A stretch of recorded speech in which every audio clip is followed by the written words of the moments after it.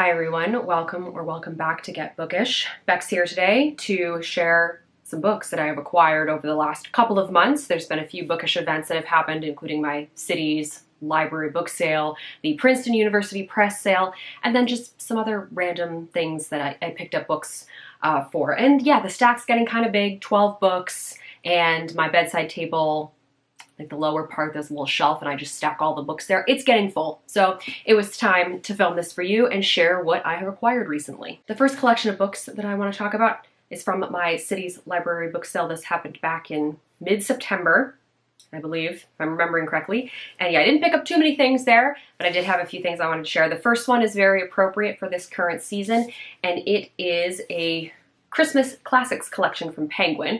This is A Merry Christmas and Other Christmas Stories, and this is specifically Louisa May Alcott.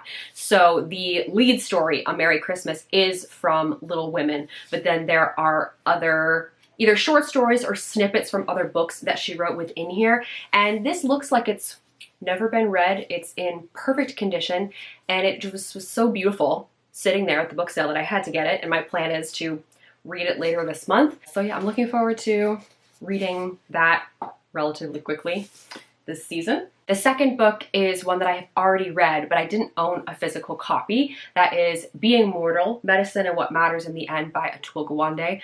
I listened to the audiobook of this back in like February of 2018, and I thought it was so good.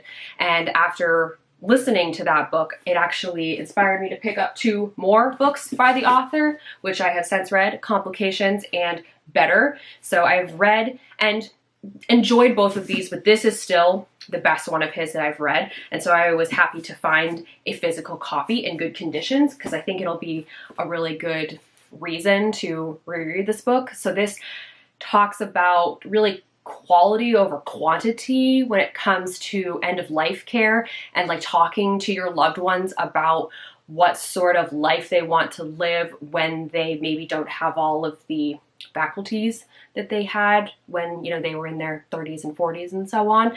And yeah, just it's using like particular case studies and stories and everything, and I just love that. I love medical nonfiction, and so because I think of this as one of my favorite books of all time, I think it'll be really good that I actually reread it and see if it holds up now that it's been a number of years since I originally picked it up. The final book that I picked up from my local book sale is Minique, and this is a novel by Anna Maxymiw.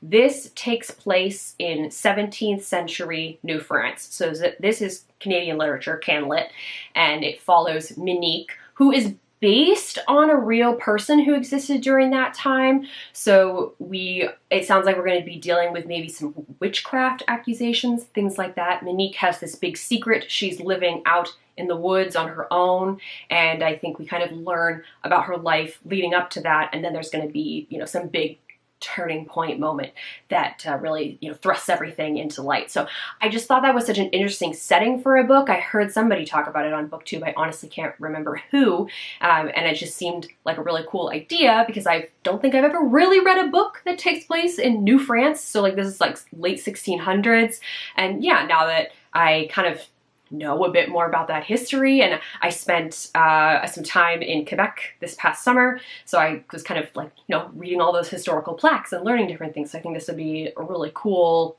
reading experience. The next four books are all ones that I randomly got over the last couple months. The first one of those is If I Die Before I Wake by Sherwood King, and I'd never heard of this book before. The reason I picked it up is because it's a Penguin modern classic. I just spotted this at a local secondhand bookstore, and yeah, just thought, yep, I want that because I love the look of these books. This one has a very striking cover. This cover is taken as a movie still that was taken from an adaptation of this book, so I could read the book and then watch the movie. This was written in 1938. It's about a man who gets wrapped up in this murder plot, and then the movie that was made based on it is The Lady from Shanghai, which stars Rita Hayworth and Orson Welles. So yeah, black and white movie, and yes, seems like it's a bit of a thriller, not a particularly long read, just thought it might be fun. This next book I picked up at Goodwill. It's called Sudden Sea, The Great Hurricane of 1938 by R.A. Scotti.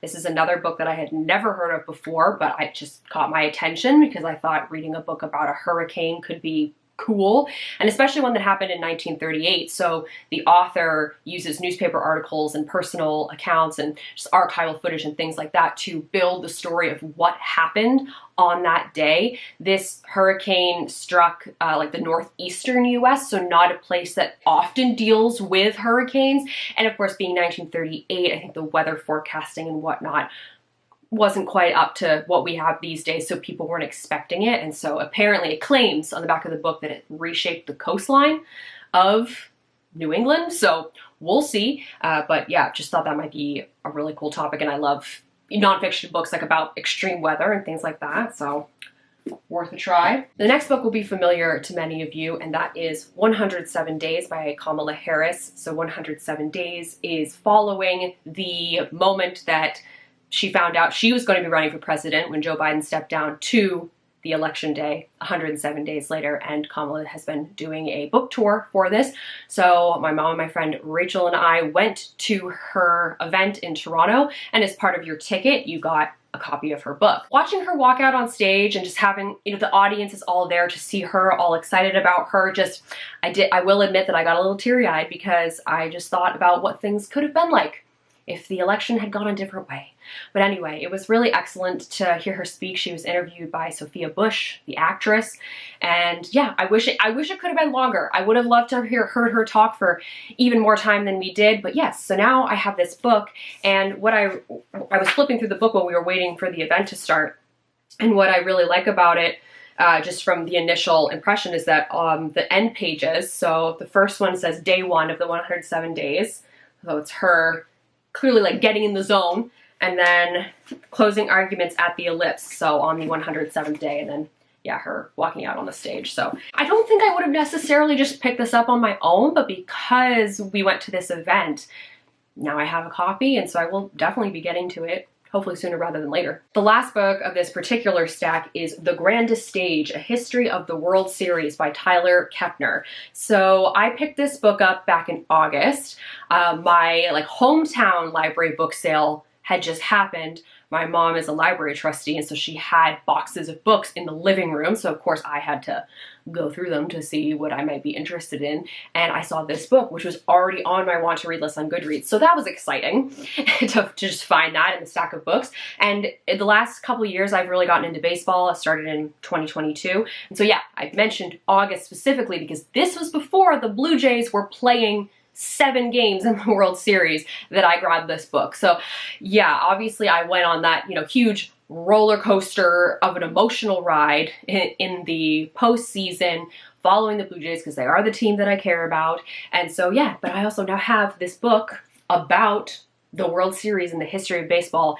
And yeah, I've gotten more into just the history of it in general and kind of knowing about past players and past incidences and all that stuff. I've watched the Ken Burns baseball documentary, including the 10th inning part. So yeah, there's some knowledge hanging around up in there, but yeah, very much into reading about baseball now, which 5 years ago, I never would have thought that. The last 5 books that I have to share with you are all from the Princeton University Press sale. So they have random sales throughout the year, but usually in October every year they have a 70% off sale. So these are all academic, texts, and those, as many of you know, can be very expensive. So 70% off means I was getting a lot of these books for like $9 Canadian, which yeah, somewhere between like $9 and $12 Canadian, which is a really good deal. You basically pay the same amount for shipping that you do for the books, because of course they're kind of heavy and they're coming from the States. So the first book that I decided to get this time is called Talking Cure, an essay on the civilizing power of conversation by Paula Marantz Cohen. And I just really like, first of all, I really like this cover. Second of all, on the website, you can often get a preview of the book so you can read a few pages and kind of figure out if it's something that you're interested in. And this one seemed to have a pretty good conversational style for an academic text. And yeah, it's really, it just talks about the power of sitting down with somebody face to face, having that conversation, how food can really facilitate these moments, and sort of the pros and cons of Zoom and things like that. So it's very modern and talking about things that we are dealing with in modern day. But yeah, it just seemed like something that I would want to read a little book about. Next, I have a book that I feel like you wouldn't really expect to be published by Princeton, and that is Very Important People, Status and Beauty in the Global Party Circuit by Ashley Mears. First of all, I love this cover. Not one you would expect, but also it's got a little bit of this like shine to it. It works really well. It feels like really nice in your hands too. So yeah, well done on the design for this book. So Ashley Mears is a sociologist and former fashion model. So she was at one point in this world, and now she's stepping back and taking that more academic look at it all. And when I was reading the snippet on the website, it was talking about promoters of these clubs and how they will try to find these gorgeous women to try to then coax more men to come in and spend money and all these sorts of things. Also talking about like all of this glamour and money that's being spent, and like this very conspicuous consumption that's out there, and us kind of taking it all in on social media, but then also noting the fact that there's like a lot of economic disparity right now. So it's gonna get very serious, but at the same time, I feel like it's a topic that if you're kind of into like a little bit of that celebrity gossip and sort of understanding how that world works, this could be kind of a fun way to look at it. Third to last, I have Slouch, Posture Panic in Modern America by Beth Linkler.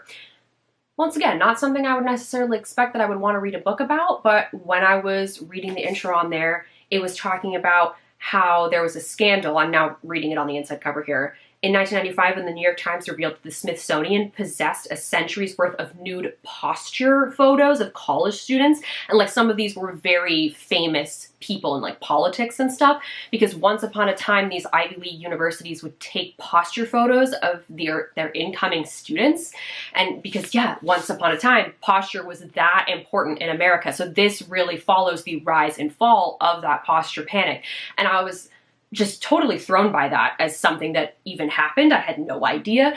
I'm aware of like posture and, you know, being told to sit up straight and hold yourself a certain way just because it looks nicer. Like I remember being told that as a child.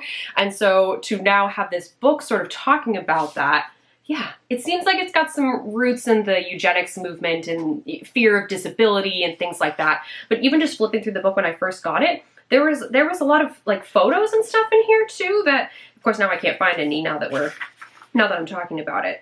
But yeah, like different marketing things. Insurance against flat feet in canvas shoes with posture foundation. So yeah, so random as a topic. But the way it was written, at least from what I've seen so far, it seems very approachable. And to lead off a story with that sort of banger thing from 1995, like, oh boy. So hopefully this will be a really interesting time. The second to last book is a chunky one, and that is Revolution and Dictatorship, The Violent Origins of Durable Authoritarianism by Stephen Levitsky and Lucan. Now that I have this book in my hands, it is definitely the most academic of the bunch. Almost half of this book is like notes and appendices at the end, which unfortunately you don't know that before you order a book. I'm one of those people that if I'm paying, like luckily I got this for way cheaper than it was actually originally priced at. But like if I'm paying for a book and almost half of it is just notes and stuff at the end, which aren't even necessarily things I can read, that kind of pisses me off a little bit. But hopefully the actual text of it that I can read will be really good, because the snippet that I read online seemed really interesting. So this looks at how dictatorships born of social revolutions, so China, Soviet Union, etc., how they are so durable even in the face of things like mass discontent, economic failure, external pressures. And so I feel like I'm going to learn about a few different dictatorships that have happened over time. And that's the part that interests me, is kind of like learning and understanding the details of those, because, you know, I know a little bit here and there about various ones, but I'm sure I'll learn about some that I really just never learned about in school and in any form or have ever read about before. So yes, it's chunky. but the topic is interesting, and it's not nearly as long as I thought it was, so. And then finally, I got one coffee table book this time. I got Red, The History of a Color by Michel Pastoureau. So this is by a professor who has written many books about colors. So last year I picked up green because green is my favorite color, and I really loved this cover. I have not read this yet, but I wanted to get another one of the books in the series that was available as part of the sale. And I will note that this cover is shiny and this one is matte, and I really wish this had a matte cover. It would look so much nicer if it did. Like they would look so much better on the shelves next to each other. But they have different fonts, and like the styling is different inside. So like this book has end pages that are this theater, which is just gorgeous to look at. And yeah, it's gonna follow the history of the color red over time. Like red was the first color that was ever used for like dyeing and painting and stuff. So it's been around a really long time, whereas green, not so much. So we're just gonna have different focuses here, but it's gonna talk about like art, cave painting, you know, things through many, many years, and even the history of red as a political color and sort of the rise and fall of the popularity of it. So yes, this cover is gorgeous, and like when I actually held the book in my hands and saw that it didn't have the shiny cover like green, oh, so happy with this edition. It's just so beautiful. And there's yellow, there's black and blue, I think, as well in the series. So I could just collect one each year. But yeah, just something really, really gorgeous to flip through. All right, those are all the books that I wanted to share with you today. If you have any thoughts, feelings, comments on any of the books that I mentioned, feel free to share that down below. As always, our links are in the down bar. You can check those out if you feel so inclined. Thank you all very much for watching, and I'll see you later.